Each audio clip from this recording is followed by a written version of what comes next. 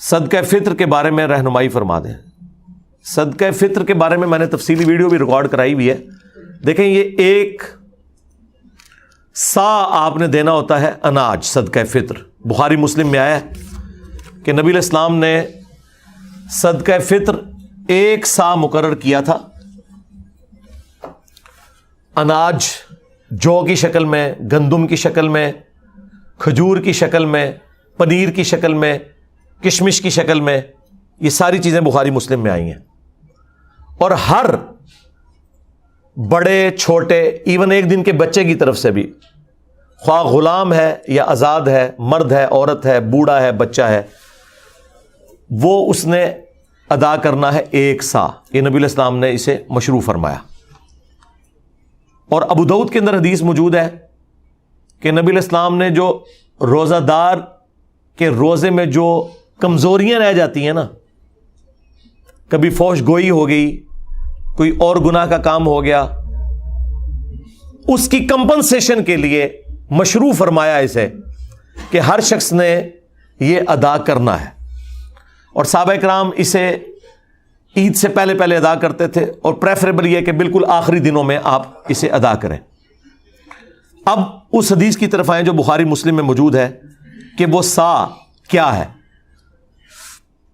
سا ایک پیمانہ تھا میئرمنٹ کا نبی علیہ السلام کے مبارک زمانے کے اندر. 1 سا کے اندر 4 مد ہوا کرتے تھے. جس طرح ہمارے زمانے میں 1 کلو گرام کے اندر 4 پاؤ ہوتے ہیں. 1 کلو گرام ہم کتنا لیتے ہیں؟ 1000 گرام. اور 1 پاؤ کتنا ہے؟ 250 گرام. 250 والے 4 ہوں تو 1 کلو گرام بن جاتا ہے. بالکل اس طریقے سے اس زمانے میں 4 مد مل کر 1 سا بنایا کرتے تھے. اور یہ میئرمنٹ تولنے کے اعتبار سے نہیں ہوتی تھی، ماپنے کے اعتبار سے ہوتی تھی. یعنی گڈویاں بنی ہوئی تھیں. جس طرح ہم بھی بچپن میں کبھی محلے میں وہ بیر بیچنے آتا تھا تو وہ گڈویاں بھر کے نا وہ دیتے ہوتے تھے. آج کل تو تول کے ہوتے ہیں نا، گڈویوں کے ذریعے ہوتے تھے. ابھی بھی گڈویوں والا ہے ماپنے والا. دودھ کے کیس میں 1 لیٹر کا ہم نے پیمانہ رکھا ہوا ہے. 1 لیٹر کے اندر 1000 ملی لیٹر ہوتے ہیں. لیکن ہم غلط العام میں پتہ اسے کیا کہتے ہیں؟ 1 کلو دودھ دے دو. حالانکہ اگر آپ 1 کلو دودھ لے رہے ہیں تو وہ 1 لیٹر دودھ سے کم ہوگا، کیونکہ دودھ کا وزن پانی سے زیادہ ہوتا ہے. ہاں 1 کلو گرام پانی اور 1 لیٹر پانی یہ اپنے وزن میں برابر ہوں گے، کیونکہ وہ 1 لیٹر پیمانہ رکھے یہ گیا ہے کہ سٹینڈرڈ پانی کو مانا گیا ہے کہ پانی کا جو وزن ہے نا 1 کلو گرام جو ہو، وہ پانی جتنا والیوم گھیرتا ہے، جتنی جگہ گھیرتا ہے، اسے 1 لیٹر قرار دے دیا گیا اور وہ پیمانہ بن گیا اس کا. لیکن دودھ تو پانی سے تھوڑا وزنی ہوتا ہے. تو دودھ اگر آپ 1 کلو گرام لیتے ہیں نا، 1 کلو گرام دودھ، تو وہ آپ کو 1 لیٹر پانی یا 1 لیٹر جو دودھ ہونا چاہیے تھا اس سے کم پڑے گا، کیونکہ اس کا وزن زیادہ ہے، وہ پہلے ہی پورا ہو جائے گا. ٹھیک ہو گیا؟ یہ میں نے آپ کو کلیریفائی کر دیا. اچھا اب آ جائیں اس طرف. تو اب عرب ملکوں کے اندر تو یہ آج ظاہر ہے وہ عرب کے لوگ پھر اپنی اس ڈکشنری کو ٹرانسفر کر کے باقی لوگوں کو بتاتے ہیں یہ پیمانے تو ان کے تھے. تو اس میں جو سعودی عرب کی فتویٰ کمیٹی ہے نا، اس نے باقاعدہ اس کی کیلکولیشن کی ہے 2600 گرام. یہ فتویٰ کمیٹی نے جو ڈاکومنٹ نکالا نا، ویسے تو اگر یہ پورا 2500 گرام ہوتا تو ہم کہہ دیتے 2.5 کلو، لیکن انہوں نے نکالا ہے اس کا 2600 گرام، یعنی 2.5 کلو کے اوپر 100 گرام. ایک کیلکولیشن یہ چل رہی ہے. ایک اور کیلکولیشن ہے جس میں ذرا پرانے زمانے کی ہے، وہ کنورژن کرتے ہیں نا، 2750 گرام بن رہا ہے، یعنی 2.25 کلو. اور ایک تیسری کیلکولیشن میں 2400 گرام بن رہا ہے، جس میں 1 مد 600 گرام کے برابر ہے، تو وہ 4 مد ایک ساتھ مل کے 2400. تو یہ 3 یعنی چل رہے ہیں 2400 گرام، 2600 گرام، 2750 گرام. یہ 2750 جو ہے یہ سیف سائڈ کے اوپر ہے, یہ 3.25 کلو ہے. ٹھیک ہے, تو 2750 گرام یعنی کہ 3.25 کلو یہ اپروپریٹ ہے. ایک سا 2750 گرام 3.25 کلو. اور اگر زیادہ احتیاط آپ نے کرنی ہے راؤنڈ آف کر لیں, 3 کلو ہی دے دیں. 3 کلو کھجور بھی دے سکتے ہیں, ظاہر ہے وہ تو مہنگی پڑے گی, 600 روپے کلو کھجور آلموسٹ ہے 1800. آٹا کتنا کلو چل رہا ہے جی؟ 150. تو اگر آٹا لیں گے 300 تو 450 روپے بن جائے گا.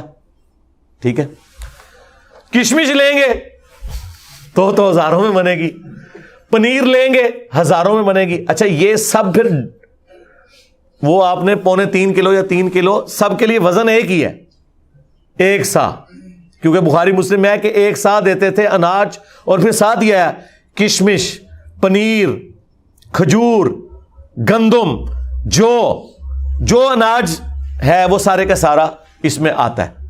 وزن وہی رہے گا 3.25 کلو یا راؤنڈ آف کر کے 3 کلو. اور یہ جو میں آپ کو یہ فگر بتا رہا ہوں یہ سنی اور شیعہ کے ہاں کامن ہے. ہاں مسلم شریف میں آتا ہے کہ حضرت معاویہ رضی اللہ تعالیٰ عنہ نے جہاں اور کئی معاملات کے اندر سنت میں اپنی رائے کو داخل کیا, اس میں بھی داخل کر دیا تھا. انہوں نے کہا تھا کہ جی ہمارے والی جو گندم ہے وہ اعلیٰ کوالٹی کی ہے, لہٰذا ہم آدھی گندم دیا کریں گے. تو ابو سعید خدری اس پہ ناراض ہوئے. انہوں نے کہا کہ میں جو چیز رسول اللہ سے سن چکا ہوں اور آپ کے حکم پہ عمل کر چکا ہوں, میں تو مرتے دم تک ایک سا ہی دیا کروں گا صدقہ فطر. تو شکر الحمدللہ ماموں پارٹی بھی ایک سا ہی دیتی ہے آج. ہاں وہ ماموں کے مطابق نہیں چل رہے بلکہ بخاری مسلم کے مطابق چل رہے ہیں. تو وہ آپ نے نصف سا نہیں کرنا کہ جی وہ والی گندم سستی ہے تو وہ والی مہنگی ہے. گندم جو آپ کھاتے ہیں وہ. اب اگر کوئی یورپ اور امریکہ میں ہے نا جناب, تو اس نے یورپ اور امریکہ کے ریٹ کے اوپر کرنا ہے. تقسیم بے شک پاکستان میں کرے لیکن کھارا تو وہاں سے ہے نا. یہ تو نہیں ہو سکتا کہ کھارا وہاں ہے اور کیلکولیشن یہاں کی نکالے گا وہ, نہ اس طرح نہیں ہو سکتا. ہاں قربانی کے جانور والا معاملہ ایک الگ ہے, وہ بھلے وہاں خریدے یا یہاں خریدے, وہ تو جانور پورا آپ نے لے لیا نا یا حصہ ڈال لیا, اور وہاں تو وہ پھر اس طرح کرنے بھی نہیں دیتے. لیکن یہ تو آپ نے جو خود کھاتے ہیں نا وہ آپ نے 3.25 کلو سیف سائڈ پہ رہتے ہوئے 3 کلو اناج آپ نے دینا ہے.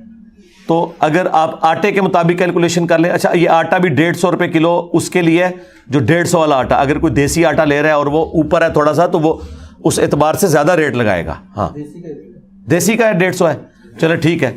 پھر سفید آٹا تو اس سے سستا ہوگا, ہاں تو 450 ہے 3 کلو کا, تو ٹھیک ہے 450 آپ کر لیں. اور اگر آپ افورڈ کر سکتے ہیں تو راؤنڈ آف کر کے 500 دیں, زیادہ دینے میں کوئی گناہ نہیں ہے, ہاں کم میں مسئلہ ہے. اور یہ آپ کے روزے کے اندر جو کمزوریاں ہیں نا ان کا کفارہ بنے گا, یہ ذہن میں رکھیے گا. اس کے بغیر آپ کے روزے قبول نہیں ہوں گے, ان کی کمزوریاں کمپنسیٹ نہیں ہوں گی. اور اگر اس دن بھی کوئی بچہ آپ کے گھر پیدا ہوا ہے نا, اگرچہ اس نے روزہ رکھنا ہے یا نہیں رکھنا, جو بچے روزہ رکھنے والے ہیں نہیں رکھنے والے, بوڑھے رکھنے والے نہیں رکھنے والے, ہر ایک کی طرف سے گھر کے سربراہ نے وہ دینا ہے. ہاں یہ ذہن میں رکھیے گا. اس میں کوئی روزہ رکھتا ہے یا نہیں رکھتا, ہاں جو بندہ افورڈ نہیں کر سکتا اس کے لیے کوئی نصاب نہیں ہے زکوٰۃ والا کہ ایک بندہ کہے کہ میں امیر ہوں گا تو ہی میں دوں گا. نہیں, ایک عام آدمی بھی دے گا. عام آدمی جو 2 وقت کی روٹی اپنی چلا رہا ہے اس کے لیے ایک صدقہ فطر کے برابر اللہ کی راہ میں خرچ کرنا کوئی مشکل نہیں, وہ دے گا. کس کو دے گا؟ اپنے سے زیادہ غریب لوگوں کو دے گا. اس میں جو امام شافعی نے تھوڑا سا غلو کیا اور اہل حدیث بھی حنفیوں کی ٹسل میں اس طرف چل پڑے کہ چونکہ احادیث کے اندر اناج آیا لہٰذا اس کے ایکویلنٹ پیسے نہیں نکالے جا سکتے. آپ کو پتا ہے یہ بات, اہل حدیث کہتے ہیں کہ اگر کسی نے 2.5 کلو یا 3.25 یا 3 کلو اناج کے پیسے دے دیے تو اس کا صدقہ فطر ادا نہیں ہوگا. حنفی کہتے ہیں نہیں, پیسے بھی دے سکتے ہیں اور آپ اناج بھی دے سکتے ہیں. میرا موقف امام حنیفہ کے ساتھ ہے. یہ جو اہل حدیث نے مسئلہ کھڑا کیا اور امام شافعی سے مستعار لیا حنفیوں کی ٹسل میں, یہ بالکل باطل ہے. مجھے بتائیں اب جتنی آبادی ہو چکی ہوئی ہے, اگر آپ اسے راشن میں ٹرانسلیٹ کرنا شروع کر دیں پھر تو مدرسوں اور مسجدوں کے باہر لا کے بڑی بڑے ٹرک اور کنٹینر کھڑے کرنے پڑیں گے. یہ پاسبل ہے آج کے دور کے اندر. اور پھر جن مولویوں کو آپ مسجد میں جاتے ہوئے پیسے دے رہے ہیں ان سے پوچھیں کہ یار تم نے اتنا جو اکٹھا کیا ہے پیسہ, بعد میں راشن لیتے ہو پھر اس کا؟ ہو سکتا ہے آپ کو کہہ دیں ہم لیتے ہیں, لیکن لیتے کوئی نہیں ہوں گے. کون لے گا یار؟ لاکھوں روپے کے تو انہیں بڑے بڑے کنٹینر گندم کے اور وہ آٹے کے لینے پڑیں گے, اور بوریاں, پھر اس کو تقسیم کرنے کا تکلف کون اٹھائے گا؟ اور یہ آٹا اتنا نہیں ہے کہ یہ خود کھا لیں, کتنا کھائیں گے؟ یہ تو سینکڑوں سال تک کھاتے رہے تو جتنا انہوں نے اکٹھا کیا ختم نہیں ہونا.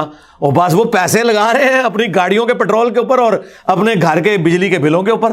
تسی خوش ہو, صدقہ فطر ادا کرتا ہے, تسی ہوندے رہو خوش. تو یہ باطل مسئلہ ہے, اور اس میں میں علمی ان کو اینٹی وینم اور الزامی جواب دیتا ہوں کہ زکوٰۃ جو ہے وہ آپ کی دولت کا 40واں حصہ ہوتا ہے, آپ نے ہر سال نکالنی ہے 2.5%. تو مجھے بتائیں, کیا ہم سونے کی زکوٰۃ جب نکالتے ہیں تو اس سونے کو توڑوا کے اس کا 40واں حصہ دیتے ہیں یا اس کے برابر کرنسی دیتے ہیں اللہ کی بارگاہ میں؟ کرنسی. ادھر کبھی کسی اہل حدیث نے نہیں کہا کہ جی نہیں وہ سونے کے بدلے سونا ہی دینا ہوتا ہے کیونکہ زکوٰۃ تو سونے کے اوپر ہے اور سونا نکالنا ہے, چاندی کے بدلے چاندی نکالنی ہے. وہاں تو کوئی نہیں کہتا. وہ کیا کہتے ہیں جی ایکویلنٹ ہی ہے جی اس کے, ہاں ایکویلنٹ ہی ہے اس کے. تو یہ بھی ایکویلنٹ ہے. ایک غریب آدمی کو آپ راشن ڈلوا دیں, ایک غریب آدمی کو راشن کے پیسے دے دیں, یہ ایکویلنٹ ہے صدقہ فطر کے بھی. اور اس طریقے سے قرآن میں جو ہے کہ روزہ چھوڑنے کا جو فدیہ آپ نے دینا ہے ایک وقت کا ہی کھانا ہے. وہاں پہ میں حنفیوں کے ساتھ نہیں ہوں, حنفی کہتے ہیں 2 وقت کا کھانا ہے, خود سے انہوں نے دین میں داخل کیا ہے. وہاں اہل حدیث کا موقف ٹھیک ہے. دیکھیں ہم تو بیلنس چلتے ہیں, جس کی جو بات درست ہے اس کو صحیح کہتے ہیں. کہ قرآن میں جب آیا نا کہ آپ نے روزے کے بدلے فدیہ دینا ہے, تو قرآن کو کوئی آر نہیں تھی یہ کہنے میں کہ 2 وقت کا کھانا. آج کل تو بھائی 3 وقت کا کھانا ہے, ہم تو 3 وقت کھاتے ہیں عموماً. تو قرآن نے کہا کہ آپ نے مسکین کو فدیہ دینا ہے جو اوسطاً تم کھاتے ہو. تو اس کا مطلب ایک عام آدمی بھی, ایک گورا بھی پہلی دفعہ جب قرآن پڑھے گا نا تو اس کا مطلب یہی لے گا کہ ایک مسکین کو 1 وقت کا کھانا کھلانا ہے. حنفیوں کا 2 وقت کا کھلانا باطل ہے کیونکہ آج کل تو ہم 3 وقت کھا رہے ہیں. پھر ہر زمانے کا, ہر علاقے کا اپنا کلچر ہے. وہ بات ٹھیک ہے کہ ایک کھانے کے ایکویلنٹ, خواہ اسے کھانا کھلا دیں مسکین کو, خواہ اسے اتنی رقم دے دیں. اور یہی موقف تمام کفاروں کے لیے ہے, وہ 60 مسکینوں والا ہو, خواہ وہ 1 مسکین والا ہو, سب کا ایکویلنٹ یہ ہے کہ آپ پیسے بھی دے سکتے ہیں اور کھلا بھی سکتے ہیں. یہ آپ کی مرضی ہے, یہ اس کے اندر ٹالرنس موجود ہے. لہٰذا میں صدقہ فطر کے حوالے سے بالکل کلیئر ہوں. اگر آپ پیسے بھی دیتے ہیں کوئی ایشو نہیں ہے, اور جو لوگ زیادہ افورڈ کر سکتے ہیں وہ 3 کلو یا 3.25 کلو کشمش کی رقم کیلکولیٹ کریں. اب مجھے تو اس کی قیمت پتہ ہی نہیں کہ اس وقت کیا ہوگی, کیونکہ ہم تو اس طرح یہ کوئی آئٹم نہیں ہے, یہ تو چھٹانک برابر لیا جاتا ہے, اتنا مہنگا ہے, تو وہ ہزاروں میں بن رہا ہوگا. پنیر, چلے پنیر کی تو ہم کیلکولیشن کسی حد تک کر سکتے ہیں اس اعتبار سے کہ دیسی گھی کا کیا ریٹ چل رہا ہے جی آج کل, 3000 روپے کلو, تو 9000 روپیہ ہوگا اگر آپ دیسی گھی بھی دے سکتے ہیں. یہ بھی وہ ساری مصنوعات ہیں جو آپ کے کامن یوز میں ہے. تو کسی کو زیادہ شوق ہے خرچ کرنے کا اور اسی مد میں, تو 9000 روپیہ ایک گھر کے فرد کی طرف سے بے شک دے. 3 کلو دیسی گھی, جو چیزیں آپ کے کھانے کے یوز میں ہیں, اناج کی شکل میں ہو, کیونکہ وہاں پنیر آیا تھا نا, تو وہ آپ دے سکتے ہیں. وہ آپ کی مرضی, جس طریقے سے آپ مرضی کریں, وہ اللہ تعالیٰ نے آپ کو ٹالرنس دی ہوئی ہے. لیکن بہتر یہی ہے کہ آپ وہی چیزیں جو احادیث کے اندر آئی ہیں, جو کشمش, پنیر, گندم اور اسی کی فارم آٹا, کھجور, یہ آپ دے سکتے ہیں. کھجور کی کیلکولیشن چلے آسان ہے, جو اچھی والی تھوڑی سی نارمل کھجور ہے وہ 600 روپے کلو ہے, تو 1800 بن گیا. چلے 2000 روپے آپ فیکس دے دیں. ضروری ہے آپ نے 500 دینا, 2000 بھی دیں فیکس.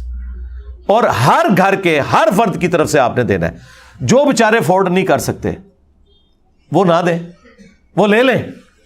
ہاں ظاہر ہے اللہ تعالیٰ نے بیلنس کیا نا, زکوٰۃ دینے والے جبھی اپنی زکوٰۃ دیں گے جب کوئی لینے والا بھی موجود ہوگا. ہاں تو وہ لے لیں اگر نہیں دے سکتے. لیکن اگر وہ افورڈ کر سکتے ہیں تو وہ اپنے سے غریب لوگوں کو دیکھیں. دنیا میں ہر غریب آدمی سے نیچے بھی کوئی غریب آدمی موجود ہوتا ہے, صرف آپ کو نظر نہیں آ رہا ہوتا کیونکہ آپ نے چشمہ اپنا لگایا ہوا ہوتا ہے. اس لیے مسلم شریف میں حدیث ہے, نبی علیہ السلام نے فرمایا ہمیشہ اپنے سے نیچے والے لوگوں کو دیکھو, یوں تمہیں اللہ کی نعمتوں کے اوپر قناعت نصیب ہوگی، صبر آ جائے گا. اوپر نہ دیکھو، اوپر کا تو اینڈ ہی کوئی نہیں ہے. اچھا اوپر جہاں دیکھنا چاہیے وہاں اوپر دیکھتے ہی کوئی نہیں، اور وہ ہے آخرت کے معاملے میں. ادھر کہتے ہیں بڑے گناہگار ہیں جی، کتنے نبی صلی اللہ علیہ وسلم انہوں نے صحابہ. ٹھیک ہے، یعنی وہ یہ کہہ رہے تھے اسی تے ابو جہل پڑھنا جائے، سانو یہ نہ کہو کہ ابو بکر عمر عثمان و علی کے راستے پہ چلے. جہاں ہمیں کوشش کرنی چاہیے اعلیٰ درجے کی کہ ہم پیغمبروں کا پڑوس جنت میں حاصل کریں، وہاں کہتے ہیں اسی تے بڑے گناہگار ہیں، اور دنیاوی معاملات میں دوسری طرف چل پڑتے ہیں. یہ انسان اپنے آپ کو دھوکہ دے رہا ہوتا ہے، اس سے زیادہ کچھ نہیں ہے. اور نبی علیہ السلام نے بالکل اپوزٹ اس کے تعلیمات دی ہیں. بخاری مسلم میں حدیث ہے، اے اللہ محمد اور آل محمد کو بس اتنا ہی رزق دینا کہ ان کی روح اور جسم کا رشتہ برقرار رہے، بس سانسیں میری چلتی رہیں، اتنا رزق کافی ہے. ہاں بخاری مسلم دونوں میں حدیث ہے. عائشہ سلام اللہ علیہا کہتی ہیں کہ بعض اوقات 1 مہینہ، بعض اوقات 2-3 مہینے بھی گزر جاتے تھے، ہمارے گھر چولہا نہیں جلتا تھا، 2 کالی چیزوں کھجور اور پانی کے اوپر گزارا ہوتا تھا، اور وہ بھی ٹنوں ٹن نہیں، 2 کھجوریں صبح 2 شام کے وقت، یہ ٹوٹل خوراک تھی. اور ایک میٹھا پانی کا پیالہ جو اس زمانے میں کئی میلوں سے پیدل بھر کے لانا پڑتا تھا، تکلیف دہ کام تھا. اس لیے پانی بھی کوئی تھوک کے صاف سے نہیں تھا جو آج آپ ٹوٹیاں کھول دیتے ہیں. پانی میٹھا بھی ایک ایشو تھا. یہ ٹوٹل ان کا ایک سرمایہ تھا. اور پھر وہ رکت انگیز حدیث جو بخاری مسلم کی ہے، جب نبی علیہ السلام اپنی بیویوں سے ناراض ہو کے گھر کے اوپر والے حصے میں شفٹ ہو گئے، جس میں صرف ایک مشکیزہ کونے میں لٹک رہا تھا اور ایک برتن پانی والا اور ایک چٹائی، اور اس پہ نبی علیہ السلام آرام فرماتے، اور آپ کے اوپر کرتا بھی کوئی نہیں تھا، صرف تہمت باندھی ہوئی تھی، آپ لیٹے ہوئے ہیں. حضرت عمر اجازت لے کے جب گئے، آپ نے ایلا کیا تھا، 1 مہینے تک بیویوں سے ناراض ہوئے تھے کیونکہ بیویوں نے ڈیمانڈ کی تھی کہ اب تو ہمیں وسعت ہو چکی ہے، ہمارا خرچہ بڑھائیں. لیکن حضور تو فقر کی زندگی گزار رہے تھے. اور پھر اللہ تعالیٰ نے اپنے نبی کا ساتھ دیا ہے، ان کی بیویوں کا ساتھ نہیں دیا. سورۃ الاحزاب کی آیات نازل کی کہ اے نبی اپنے بیویوں سے فرما دو کہ اگر تم دنیا اور اس کا مال چاہتی ہو تو آؤ میں تمہیں یہ مال دے کے رخصت کر دیتا ہوں، طلاق دے دیتا ہوں، اور اگر تم اللہ، اس کا رسول اور آخرت کا گھر چاہتی ہو تو اسی طرح گزارا کرنا ہوگا، کیونکہ اجر بھی تو ڈبل ہونے والا ہے نا. تو نبی علیہ السلام 1 مہینے تک ناراض رہے گھر کی چھت پہ. اسی میں ہی حدیث میں بخاری مسلم میں آتا ہے کہ سیدنا عمر نے جا کے اپنی بیٹی کو بھی ڈانٹا، سیدہ حفصہ کو، باقی بیویوں کے ساتھ بھی جا کے تھوڑی مس ہینڈلنگ کی. بعد میں وہ پھر پچھتاتے بھی تھے، مجھے کیا یہ رائٹ پہنچتا، چلو میں اپنی بیٹی کو تو ڈانٹ سکتا ہوں، باقی بیویوں کو میں کیسے. لیکن وہ حضور کی محبت میں آپ پتہ ہے حضرت عمر تو پھر میرے سے زیادہ جذباتی تھے. تو اب وہ کہتے ہیں کہ میں نے ارادہ کیا میں حضور کو کوئی ایسی بات کروں کہ حضور مسکرائیں، کیونکہ آپ تو بڑے سیریس موڈ میں بیٹھے ہیں.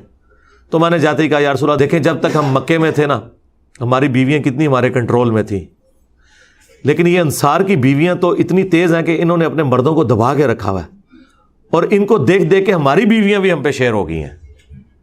تو حضور اس بات کے اوپر مسکرائے. کہتے ہیں مجھے تھوڑی تسلی ہوئی کہ حضور کا موڈ تھوڑا بہتر ہو رہا ہے. تو پھر انہوں نے گپ شپ شروع کر دی. پھر نبی علیہ السلام کی جب وہ حضور پھر اٹھ کے بیٹھے جب، تو آپ کے کندھے کے اوپر چٹائی کے نشان تھے، اوپر کرتا بھی نہیں تھا، یا اگر چادر تھی تو چادر تو پھر اس طرح لی جاتی ہے تو احرام کی شکل میں بعض اوقات تو وہ نشان.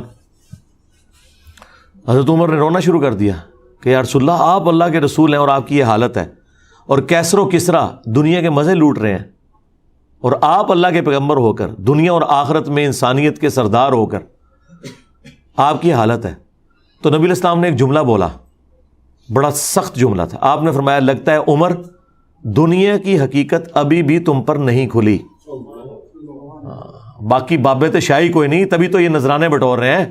حضرت عمر پہ تو پھر بھی کھل گئی یہ جملہ سن کے، ان پہ آج تک نہیں کھلی. آج تک آپ کے چندے بٹور رہے ہیں، آپ کے چندوں کے اوپر عیاشیاں کر رہے ہیں، اور آپ کہتے ہیں ہمیں کچھ دیں گے. آپ ان کا چندہ بند کریں گے، روڈوں پہ آ جائیں گے. ہاں وہ کہنے سے نا بابا جی کے لاہور ایک بابا پال رہے ہیں. میں کہ بابے کا چندہ آج بند کرو، انہاں مزاراں تے کتے پھرن گے، صفائی کرنے والا بھی نہیں تانوں لبے گا. ہاں لنگر کھوانا دور دی گل، کتے پھرن گے اتنے. نبی علیہ السلام نے فرمایا لگتا ہے عمر ابھی بھی دنیا کی حقیقت تم پر نہیں کھلی، کیا تم اس بات پہ راضی نہیں ہو کہ کیسر و کسرا یعنی رومنز اور پرشینز کے بادشاہ دنیا کے مزے لوٹیں اور ہم آخرت کی سعادت لوٹیں؟ سرکار یہ جملے پھر حضرت عمر نے ایسے پلے باندھے ہیں کہ اپنے دور خلافت میں نہ حرام کھایا ہے نہ کسی کو کھانے دیا ہے، ہاں ٹنڈ کے رکھا ہے۔ اسی لیے حضرت عمر کی وفات کے بعد فتنے شروع ہیں۔ انہوں نے بنو امیہ کو چھپانے کے لیے کہا کہ حضرت عثمان کی وفات فتنوں کا آغاز ہے، نہیں، حضرت عمر کی شہادت۔ بخاری مسلم میں حدیث ہے میری امت اور فتنوں کے درمیان دروازہ عمر ہے، جب یہ دروازہ توڑ دیا جائے گا تو امت پہ فتنے شروع ہو جائیں گے۔ اور وہ فتنہ یہ تھا کہ حضرت عمر کی زیرو ٹالرنس تھی، یعنی کہ مجھ سے زیادہ سخت تھے، وہ نہ حرام کھاتے تھے نہ کھانے دیتے تھے، زیرو ٹالرنس تھی، مینجمنٹ بڑی اسٹرانگ تھی۔ حضرت عمر کی شہادت کے بعد وہ معاملات اس طریقے سے strictly managerial point of view سے نہیں چل سکے، اس لیے حضور نے فرمایا تھا کہ میری امت اور فتنوں کے درمیان دروازہ عمر ہے۔ اور حضرت عمر نے خود کہا کہ وہ فتنہ جو سمندر کی موجوں کی طرح اس امت پہ آئے گا وہ حضرت عمر خود تھے، ان کی وفات کا ہونا، ان کی شہادت کا ہونا۔ اور بخاری مسلم میں الفاظ ہیں، حذیفہ بن یمان رازدار رسول یہ حدیث بیان کر رہے ہیں کہ وہ دروازہ توڑا جائے گا، کھولا نہیں جائے گا، یعنی حضرت عمر کو قتل کیا جائے گا۔ اور میرے نزدیک تو حضرت عمر کے قاتلین بھی بنو امیہ ہیں، اس کے بینیفیشری بھی، اور ان کو لانچ کرنے والے بھی یہ بنو امیہ ہی ہیں، یہ الگ سے ایک ٹاپک ہے۔ صلو علی محمد وآل محمد، اللہم صلی علی محمد وعلی آل محمد واصحاب محمد وازواج محمد اجمعین الی یوم الدین۔